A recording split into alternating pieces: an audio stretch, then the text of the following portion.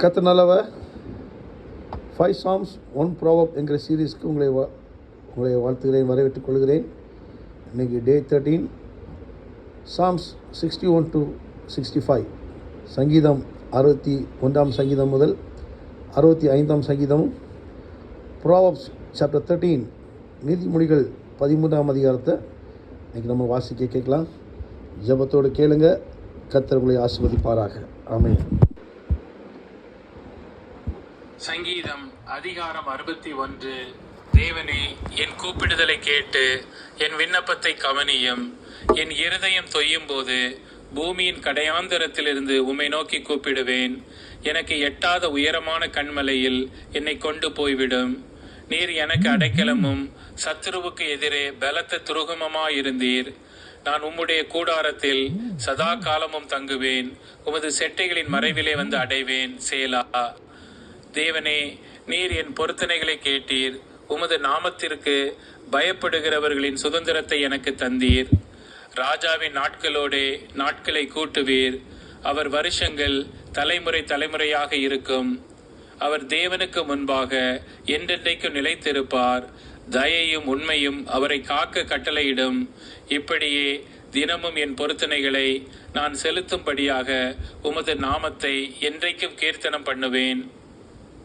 சங்கீதம் அதிகாரம் 62. தேவனையே நோக்கி என் ஆத்துமா அமர்ந்திருக்கிறது. அவரால் என் இரட்சிப்பு வரும். அவரே என் கண்மலையும் என் இரட்சிப்பும் என் உயர்ந்த அடைக்கலமுமானவர். நான் அதிகமாய் அசைக்கப்படுவதில்லை.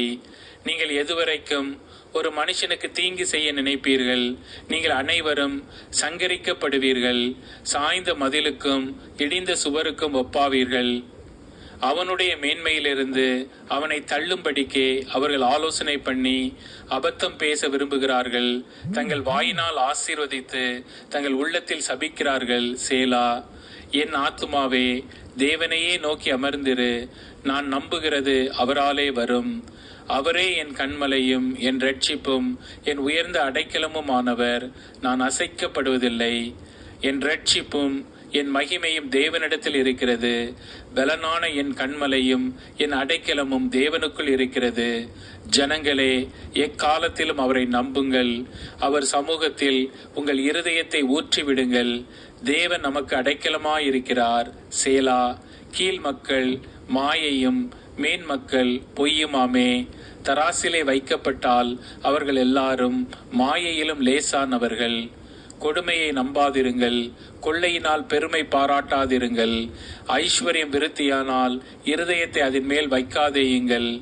தேவன் ஒரு தரம் விளம்பினார், 2 தரம் கேட்டிருக்கிறேன். வல்லமை தேவனுடையது என்பதே, கிருபையும் உம்முடையது. ஆண்டவரே, தேவரீர் அவனவன் செய்கைக்கு தக்கதாக பலனளிக்கிறீர். சங்கீதம் அதிகாரம் 63. தேவனே, நீர் என்னுடைய தேவன். அதிகாலமே உம்மை தேடுகிறேன். வறண்டதும் விடாய்த்ததும் தண்ணீரற்றதுமான நிலத்திலே என் ஆத்துமா உம்மேல் தாகமாயிருக்கிறது. என் மாம்சமானது உம்மை வாஞ்சிக்கிறது. இப்படியே பரிசுத்த ஸ்தலத்தில் உம்மை பார்க்க ஆசையாயிருந்து உமது வல்லமையையும் உமது மகிமையையும் கண்டேன். ஜீவனை பார்க்கிலும் உமது கிருபை நல்லது. என் உதடுகள் உம்மை துதிக்கும். என் ஜீவனுள்ள மட்டும் நான் உம்மை துதித்து உமது நாமத்தை சொல்லி கையெடுப்பேன். நினத்தையும் கொழுப்பையும் உண்டது போல என் ஆத்துமா திருப்தியாகும். என் வாய் ஆனந்த களிப்புள்ள உதடுகளால் உம்மை போற்றும். என் படுக்கையின் மேல் நான் உம்மை நினைக்கும் போது ராச்சாமங்களில் உம்மை தியானிக்கிறேன். நீர் எனக்கு துணையாய் இருந்ததினால் உமது செட்டைகளின் நிழலிலே களி கூறுகிறேன். என் ஆத்துமா உம்மை தொடர்ந்து பற்றி கொண்டிருக்கிறது. உமது வலது கரம் என்னை தாங்குகிறது. என் பிராணனை அழிக்க தேடுகிறவர்களோ பூமியின் தாழ்விடங்களில் இறங்குவார்கள். அவர்கள் பட்டயத்தால் விழுவார்கள், நரிகளுக்கு இரையாவார்கள். ராஜாவோ தேவனில் களி கூறுவார். அவர் பேரில் சத்தியம் பண்ணுகிறவர்கள் யாவரும் மேன்மை பாராட்டுவார்கள். பொய் பேசுகிறவர்களின் வாய் அடைக்கப்படும். சங்கீதம் அதிகாரம் 64. தேவனே, என் விண்ணப்பத்தில் என் சத்தத்தை கேட்டருளும். சத்துருவால் வரும் பயத்தை நீக்கி என் பிராணனை காத்தருளும். துன்மார்க்கர் செய்யும் இரகசிய ஆலோசனைக்கும் அக்கிரமக்காரருடைய கலகத்துக்கும் என்னை விலக்கி மறைத்தருளும். அவர்கள் தங்கள் நாவை பட்டயத்தைப் போல் கூர்மையாக்கி மறைவுகளில் உத்தமன் மேல் எய்யும் பொருட்டு கசப்பான வார்த்தைகளாகிய தங்கள் அம்புகளை நாணேற்றுகிறார்கள். சற்றும் பயமின்றி சடுதியில் அவன் மேல் எய்கிறார்கள். அவர்கள் பொல்லாத காரியத்தில் தங்களை உறுதிப்படுத்தி கொண்டு மறைவான கண்ணிகளை வைக்க ஆலோசனை பண்ணி அவைகளை காண்பவன் யார் என்கிறார்கள். அவர்கள் நியாயக்கேடுகளை ஆராய்ந்து தேடி தந்திரமான யோசனை நிறைவேறும்படி பிரயத்தனம் பண்ணுகிறார்கள். அவர்களில் ஒவ்வொருவருடைய உட்கருத்தும் இருதயமும் ஆழமாயிருக்கிறது. ஆனாலும் தேவன் அவர்கள் மேல் அம்புகளை எய்வார். சடுதியாய் அவர்கள் காயப்படுவார்கள். அவர்கள் தள்ளப்பட்டு கீழே விழும்படி அவர்கள் நாவுகளே அவர்களை கெடுக்கும். அவர்களை காண்கிற யாவரும் ஓடிப்போவார்கள். எல்லா மனுஷரும் பயந்து தேவனுடைய செயலை அறிவித்து அவர் கிரியையை உணர்ந்து கொள்வார்கள். நீதிமான் கர்த்தருக்குள் மகிழ்ந்து அவரை நம்புவான்.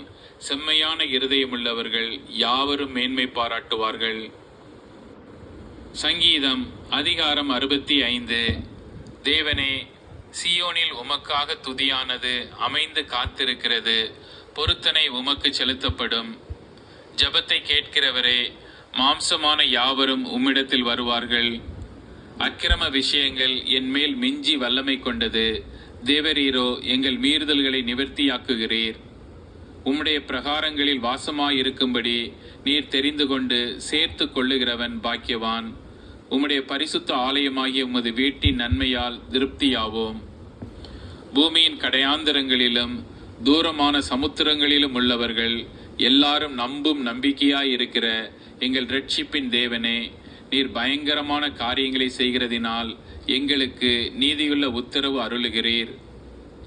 வல்லமையை இடைக்கட்டி கொண்டு உம்முடைய பலத்தினால் பர்வதங்களை உறுதிப்படுத்தி சமுத்திரங்களின் மும்முரத்தையும் அவைகளுடைய அலைகளின் இரைச்சலையும் ஜனங்களின் அமளியையும் அமர்த்துகிறீர். கடையாந்தர இடங்களில் குடியிருக்கிறவர்களும் உம்முடைய அடையாளங்களின் நிமித்தம் பயப்படுகிறார்கள். காலையையும் மாலையையும் கலிகூற பண்ணுகிறீர். தேவரீர் பூமியை விசாரித்து அதற்கு நீர் பாய்ச்சுகிறீர். தண்ணீர் நிறைந்த தேவ நதியினால் அதை மிகவும் செழிப்பாக்குகிறீர். இப்படி நீர் அதை திருத்தி அவர்களுக்கு தானியத்தை விளைவிக்கிறீர். அதன் வரப்புகள் தனியத்தக்கதாய் அதன் படைச்சால்களுக்கு தண்ணீர் இறைத்து அதை மலைகளால் கரைய பண்ணி அதன் பயிரை ஆசீர்வதிக்கிறீர். வருஷத்தை உம்முடைய நன்மையால் முடிசூட்டுகிறீர். உமது பாதைகள் நெய்யாய் பொழிகிறது. வனாந்தர தாபரங்களிலும் பொழிகிறது. மேடுகள் சுற்றிலும் பூரிப்பாய் இருக்கிறது. மேய்ச்சல் உள்ள வெளிகளில் ஆடுகள் நிறைந்திருக்கிறது. பள்ளத்தாக்குகள் தானியத்தால் மூடியிருக்கிறது. அவைகள் கெம்பீரித்து பாடுகிறது. ஆமென். கர்த்தர் நல்லவர். இப்போது நீதிமொழிகள் 13ஆம் அதிகாரத்தை வாசிக்க கேட்கலாம். நீதிமொழிகள் அதிகாரம் 13. ஞானமுள்ள மகன் தகப்பனுடைய போதகத்தை கேட்கிறான். பரியாசக்காரனோ கடிந்து கொள்ளுதலுக்கு செவி கொடான். மனுஷன் தன் வாயின் பலனால் நன்மையை புசிப்பான். துன்மார்க்கரின் ஆத்துமாவோ கொடுமையை புசிக்கும். தன் வாயை காக்கிறவன் தன் பிராணனை காக்கிறான். தன் உதடுகளை விரிவாய் திறக்கிறவனோ கலக்கமடைவான். சோம்பேறியுடைய ஆத்துமா விரும்பியும் ஒன்று பெறாது. ஜாக்கிரதையுள்ளவர்களுடைய ஆத்துமாவோ புஷ்டியாகும். நீதிமான் பொய் பேச்சை வெறுக்கிறான். துன்மார்க்கனோ வெட்கமும் இலைச்சையும் உண்டாக்குகிறான். நீதி உத்தம மார்க்கத்தானை தற்காக்கும். துன்மார்க்கமோ பாவியை கவிழ்த்து போடும். ஒன்றுமில்லாதிருக்க தன்னை செல்வனாக பாராட்டுகிறவனும் உண்டு. மிகுந்த செல்வம் இருக்க தன்னை தரித்திரனாக பாராட்டுகிறவனும் உண்டு. மனுஷனுடைய ஐஸ்வர்யம் அவன் பிராணனை மீட்கும்.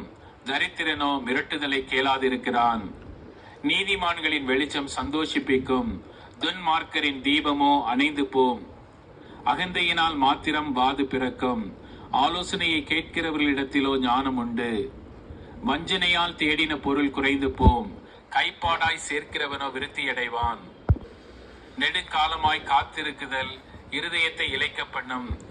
விரும்பினது வரும்போதோ ஜீவ விருட்சம் போல் இருக்கும். திரு வசனத்தை அவமதிக்கிறவன் நாசமடைவான்.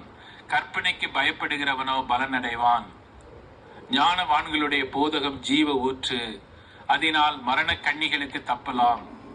நற்புத்தி தயையை உண்டாக்கும். துரோகிகளுடைய வழியோ கரடுமுரடானது. விவேகியானவன் அறிவோடு நடந்து கொள்ளுகிறான், மூடனோ தன் மூடத்தனத்தை வெளிப்படுத்துகிறான். துரோகமுள்ள தூதன் தீதிலே விழுவான், உண்மையுள்ள ஸ்தானாதிபதியோ ஔஷதம். புத்திமதிகளை தள்ளுகிறவன் தரித்திரத்தையும் இலைச்சையையும் அடைவான், கடிந்து கொள்ளுதலை கவனித்து நடக்கிறவனோ கனமடைவான். வாஞ்சை நிறைவேறுவது ஆத்துமாவுக்கு இனிது, தீமையை விட்டு விலகுவது மூடருக்கு அருவருப்பு. ஞானிகளோட சஞ்சரிக்கிறவன் ஞானமடைவான், மூடருக்கு தோழனோ நாசமடைவான். பாவிகளை தீவினை தொடரும், நீதிமான்களுக்கோ நன்மை பலனாக வரும். நல்லவன் தன் பிள்ளைகளின் பிள்ளைகளுக்கு சுதந்திரம் வைத்து போகிறான், பாவியின் ஆஸ்தியோ நீதிமானுக்காக சேர்த்து வைக்கப்படும். ஏழைகளின் வயல் மிகுதியான ஆகாரத்தை விளைவிக்கும், நியாயம் கிடையாமல் கெட்டு போகிறவர்களும் உண்டு. பிரம்பை கையாடாதவன் தன் மகனை பகைக்கிறான், அவன் மேல் அன்பாய் இருக்கிறவனோ அவனை ஏற்கனவே தண்டிக்கிறான். நீதிமான் தனக்கு திருப்தியாக புசிக்கிறான், துன்மார்க்கருடைய வயிறோ பசித்திருக்கும். ஆமென். God bless you. God bless you. கர்த்தர் உங்களை ஆசீர்வதிப்பாராக. ஆமென்.